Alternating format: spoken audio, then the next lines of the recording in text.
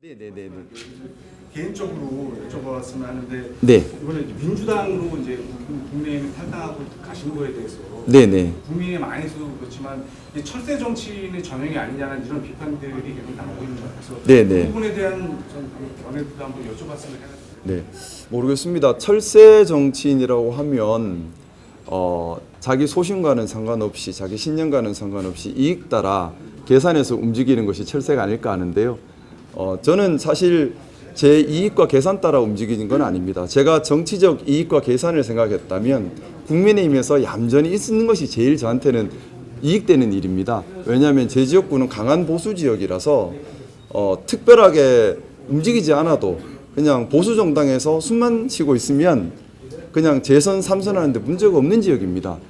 근데 저는 저의 소신, 민주주의를 지키겠다는 소신을 지키기 위해서 제 지역구에서의 정치적 이익을 버리고 민주주의를 지키기 위한 제 소신의 길로 걸어왔고요.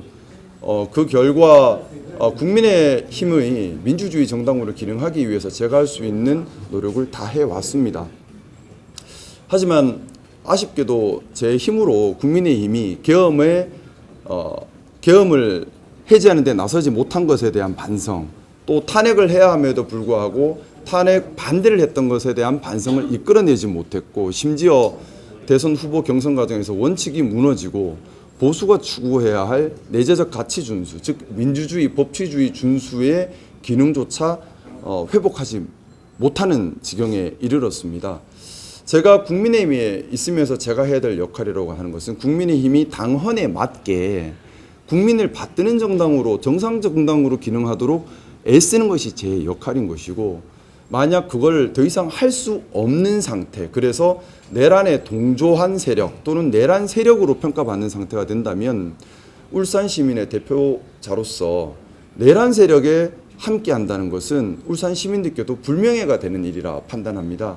그것 때문에 국민의힘을 탈당했던 것이고요. 이 이후에 사실 제가 민주당 입당을 선택한 것은 저한테는 가장 어려운 선택입니다. 사실 민주당에 입당하면 당연히 개인적으로는 더 많은 비난이 있을 것이고 제 지역구에서도 정치하기는 더 힘들어질 수도 있고요. 모든 면에서 저한테 사실은 유리한 건 없습니다. 하지만 제가 민주당을 선택했던 것은 제가 참 민주보수의 가치를 지키겠다 말씀을 드렸고, 그 말씀을 드린 것은 2025년의 보수라고 하는 것은 민주주의를 지키는, 민주주의가 우리 사회의 기본 원칙이기 때문에 그렇습니다. 다른 법치, 공정사회, 합리사회, 개방사회 다 민주주의를 지키기 위한 원칙들인데요. 그러면 민주주의를 지키는 것을 최고 가치로 알고 가는 것이 2025년의 진짜 보수의 모습이라는 생각을 했고, 이 민주주의를 지키는데 가장 앞장서는, 그리고 민주주의라고 하는 것은 원칙을 지키기 때문에 갈등을 함부로 유발하는 것이 아닙니다. 사회의 안정성을 위해 통합을 추구해야 합니다. 그러면 지금 있는 정당들 중에서 민주주의 원칙을 지키고 사회 통합의 메시지를 내고 있는 정당은 지금 민주당이 거의 유일한 상태입니다.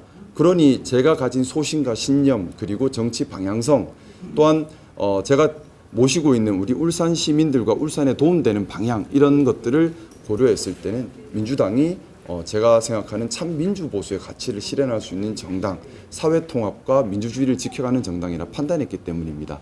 따라서 어떤 이익이 아니라 저희 신념에 따라 행동하는 것이기 때문에 그걸 철새라고 폄하하는 것은 말 그대로 진영 정치에 갇혀서 우리 편, 니 편 나눠보는 그런 시각의 판단이 아닐까 생각하고요. 제가 중요하게 생각하는 것은 누가 참 민주보수의 기능을 하고 있느냐입니다. 정당을 이제 정반대 정당을 옮겨간 사람들도 다 자기 신념에 의해서 한다고 여지껏 다 주장을 했지 않습니까? 그래도 결국은 이게 결과적으로는 이익인 거고, 또 국회의원 배치와 또 지역구 문제도 그렇고. 제가 말씀드렸던 것처럼 제가 재선 3선 할 것 같으면 이렇게 할 이유가 없죠. 제 지역구는 강한 보수 지역입니다. 그거는 지금 3년이 더 남은 상태에서 그런 답변을 함부로 드릴 수 있는 건 그 자체가 말이 안 맞고요. 어쨌든 제가 국회의원으로 재임하는 동안에는 당연히 저희 지역구의 발전을 위해 최선을 다해야 하고요. 그리고 말씀하셨던 것처럼 국회의원 오래 하는 거 저는 그거 중요하게 생각 안 하고요. 하는 동안에 똑바로 잘하는 게 중요한 것이고, 국회의원 오래 할 생각이면 국민의힘에서 제 지역구에서 가만히 있으면 되는 지역구입니다. 그래서 정치적 이익 때문에 옮겼다, 이것은 말이 하나도 안 맞는 얘기죠. 정치적으로는 저한테는 뭐 치명적으로 위협적인 일입니다. 하지만 정치하는 이유가 국민 받들려고 하는 거잖아요. 그리고 정치하는 이유가 제가 참민주 보수의 가치를 지키겠다라고 얘기를 했으면 민주주의를 지켜야 되는 것이고요. 12월 3일 내란 사태에 대해서 반성조차 하지 않고 그럴 수도 있다라고 얘기하는 내란 동조 세력에 있는 것은 민주주의의 정면으로 반하는 거지 않습니까? 그래서 있을 수가 없는 겁니다. 네, 또 궁금하신 일 있으세요?